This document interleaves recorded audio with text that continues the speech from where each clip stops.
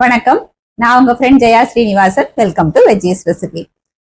இன்னைக்கு நம்ம veggies recipe கிச்சன்ல ரொம்ப வித்தியாசமா நல்ல டேஸ்டா வாசனையா பாவக்காய் பிட்ல பண்ண போறோம். பாவக்காய் பிட்ல எல்லாருமே பண்ணுவோம், ஒவ்வொருத்தருக்கும் ஒவ்வொரு மெத்தட் இருக்கும். நம்ம சேனல்ல கூட நம்ம நிறைய விதமான பிட்ல பண்ணிருக்கோம்.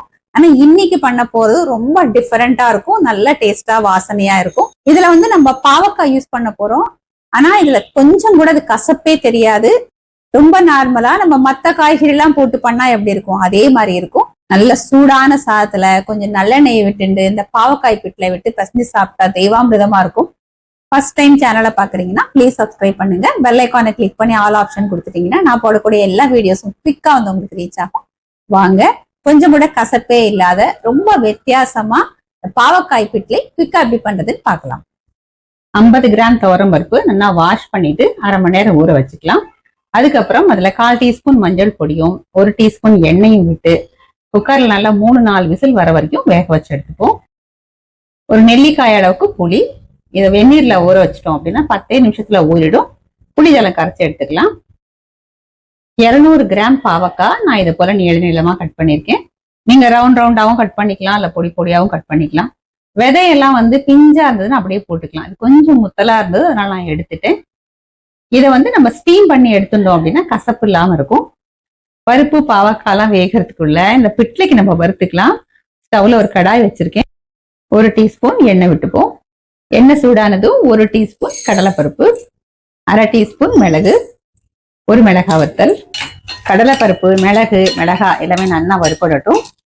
பருப்பு லேசா செவந்து வந்ததும் 1 டேபிள் ஸ்பூன் தனியா, இதையும் நல்லா வாசனை வர வரைக்கும் வறுத்துப்போம். மல்லியும் நல்லா வறுபட்டு எடுத்து ஒரு 2 டேபிள் ஸ்பூன் தேங்காய் துருவல் சேர்த்துக்கலாம். தேங்காயில இருக்கிற ஈரம் போக அதை வறுத்துப்போம். பாருங்க, எல்லாமே நல்லா வறுபட்டு எடுத்து இப்ப ஸ்டவ் ஆஃப் பண்ணிடலாம். இதுல கொஞ்சமா ஜலம் விட்டுருவோம். இந்த கடலை பருப்பு தனியா எல்லாமே நல்லா ஊறட்டும்.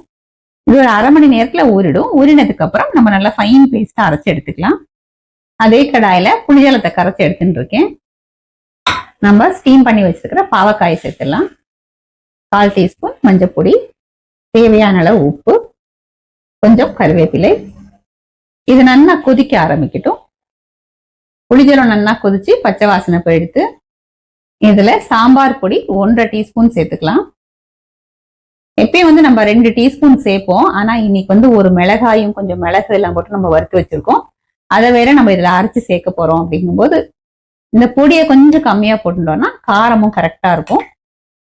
சாம்பார் பொடி நீங்க ரெகுலரா ஆத்துல யூஸ் பண்ற சாம்பார் பொடியை யூஸ் பண்ணிக்கலாம். இந்த பொடியோட பச்சை வாசனை போக இது நல்லா கொதிச்சு வரட்டும். பிட்ல நல்லா கொதிச்சு எடுத்து நம்ம வேக வச்ச துவரம் பருப்பை நல்லா மசிச்சு விட்டுட்டு சேர்த்துக்கலாம்.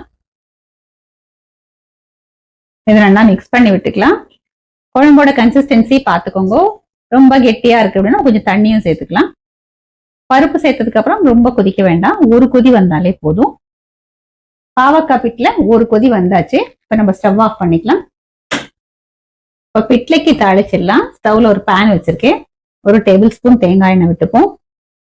எண்ணெய் சூடானதும் 1 டீஸ்பூன் கடுகு, வாசனைக்கு 5-6 வெந்தயம், 1/4 டீஸ்பூன் பெருங்காயம், 2 டேபிள் ஸ்பூன் தேங்காய் துருவல்.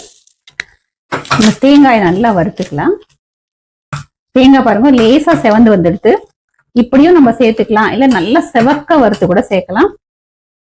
நம்ம தாளிச்சதை பிட்லையில சேர்த்துக்கலாம். பாவக்காய் பிட்ல ஃபர்ஸ்ட் கிளாஸா ரெடி ஆயிடுது. இதை நம்ம சர்விங் பவுலுக்கு மாத்திப்போம். நல்ல கமகமான வாசனையா பாவக்காய் பிட்லை ஃபர்ஸ்ட் கிளாஸா ரெடி ஆயிடுது. நான் சூடான சாதம் எடுத்துட்டு இருக்கேன். பிட்லைக்கு நெய்யோட எப்பயுமே நல்லெண்ணெய் விட்டு சாப்பிட்டா ரொம்ப நல்லா இருக்கும்.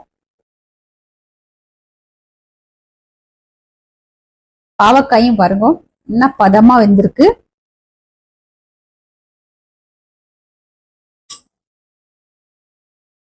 இன்னைக்கு தொட்டுக்கிறதுக்கு கூட்டு பண்ணிருக்கேன். பிட்ல கொஞ்சம் இது ஸ்பைசியா இருக்கும். அப்ப அது கொஞ்சம் மைல்டா இருக்கிற கூட்டு தொட்டுன்னு சாப்பிட்டா நல்லா இருக்கும். இல்லைன்னா அப்பளம் வடம், இல்ல ஏதாவது ஃப்ரை, வெண்டைக்காய் ஃப்ரை, கத்திரிக்காய் ஃப்ரை, இல்ல சேப்பங்கிழங்கு, உருளைக்கிழங்கு, இந்த மாதிரி நமக்கு எது பிடிக்கிறதோ அது தொட்டுன்னு சாப்பிடலாம். இப்ப பாவக்காய் பிட்லயே இந்த கூட்டோட நம்ம டேஸ்ட் பண்ணி பார்க்கலாம். பாவக்காய் மாதிரி பெருசு பெருசா நம்ம கட் பண்ணி போட்டோம் அப்படின்னா சாப்பிடறதுக்கு ரொம்ப நல்லா இருக்கும்.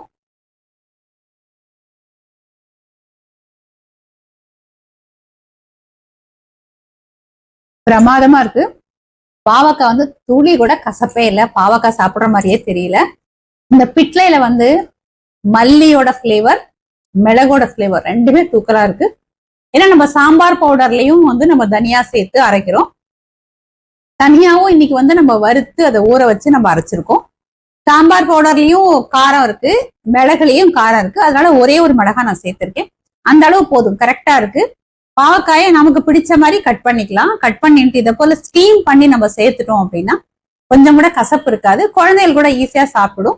நம்ம எப்பயும் பண்ற பாவக்காய் பிட்லையோட டேஸ்ட் வந்து ரொம்ப டிஃபரெண்டா இருக்கும். இந்த கடலை பருப்பு நம்ம வறுத்துட்டு ஊற வச்சு அதுக்கப்புறம் அரைச்சு சேர்க்கறதுனால இந்த பிட்லைக்கு வந்து அந்த கன்சிஸ்டன்சியும் டெக்ஸ்டரும் வந்து ரொம்ப நல்லா கிடைக்கும். தேங்காயை வந்து நம்ம வறுத்து சேர்த்திருக்கோம். கடைசியா தாளிக்கும் போது தேங்காயை சேர்த்து நல்லா செவக்க வறுத்துட்டு சேர்த்திருக்கோம். அப்படிங்கறதுனால அந்த தேங்காய் வாசனை வந்து ரெண்டு விதமா இருக்கும். ஃப்ரெஷ்ஷா வறுத்து அரைச்சிட்டோம் இல்லையா, அது ஒரு ஃப்ரெஷ்ஷான ஒரு டேஸ்ட், ஒரு கிரீமி டெக்ஸ்டர் இருக்கு. கடைசியா நல்லா செவக்க வறுத்து சேர்த்ததுன்னா நல்ல ஒரு வாசனையாவும் இருக்கு. குழம்பு கருடா இருந்ததுன்னு வச்சுக்கோங்களேன், அதையும் நம்ம பொரிச்சு இதுல சேர்த்தோம்னா இன்னும் சூப்பரா இருக்கும். இதே மாதிரி இதே மெத்தட்ல இதே அளவுகளோட இந்த வித்தியாசமான பாவக்காய் பிட்லையை நீங்க கண்டிப்பா ட்ரை பண்ணி பாருங்க. செம்ம சூப்பரா இருக்கும். எல்லாருக்குமே ரொம்ப பிடிக்கும். இது சாதத்துக்கு மட்டும் இல்ல, டிஃபனுக்கு தொட்டு சாப்பிடறதுக்கும் அருமையா இருக்கும். ட்ரை பண்ணி பார்த்துட்டு எப்படி வந்ததுன்னு கமெண்ட்ல சொல்லுங்க. லைக் பண்ணுங்க, உங்க ஃப்ரெண்ட்ஸ் அண்ட் ஃபேமிலியோட ஷேர் பண்ணுங்க. இன்னொரு புது ரெசிபியோட நாளைக்கு நான் உங்களை மீட் பண்றேன். தேங்க்ஸ் ஃபார் வாட்சிங்.